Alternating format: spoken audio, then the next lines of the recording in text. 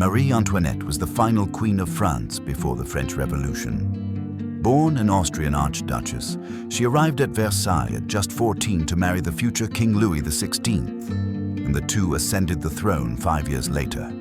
France at that time was struggling with heavy debt, inequality, and famine. Although she did not create these problems, she became a symbol of royal luxury and distance from ordinary people.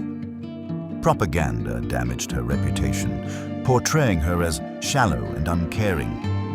The famous quote, "Let them eat cake," was likely never said by her, but it strengthened the public's anger. When the revolution broke out, the monarchy was overthrown. The king was executed by guillotine, and 9 months later, Marie Antoinette faced the same fate at the Place de la Révolution in Paris. Many eyewitnesses said she stayed calm. She even apologized to the executioner after stepping on his foot, saying, "Pardon me, sir, I did not do it on purpose." Crowds filled the square. Some shouted insults, others watched in silence. Marie appeared frail and aged.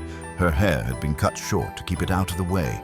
The guillotine stood on a raised wooden platform. Soldiers and a drum corps kept order.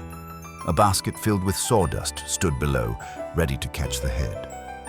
Marie was placed on the wooden board that tipped her forward, the wooden collar closed around her neck. After the executioner checked the position, the blade was released. It was a heavy triangular piece of iron that dropped from about 2.3 meters. It worked in less than 1/100th of a second. Her head fell into the basket. An assistant lifted it for the crowd, which reacted with both cheers and quiet pity. But the question remains, did Marie stay conscious or feel pain during her execution? Some witnesses said that her eyelids moved for a second or two.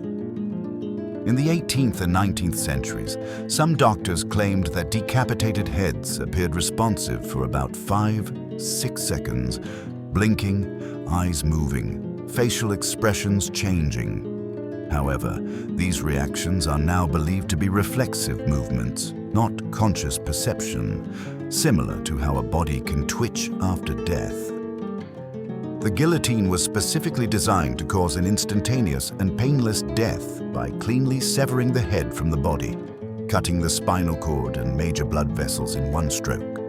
Given that Marie's execution was performed by a skilled executioner with a well-maintained guillotine, her death would almost certainly have been rapid and neurologically unsurvivable. If there was any residual awareness, it would have lasted no more than a few seconds at most, and not in a way that allowed for conscious thought or suffering as we understand it. Marie's execution marked the symbolic end of the old French monarchy, a moment that echoed far beyond the square that day.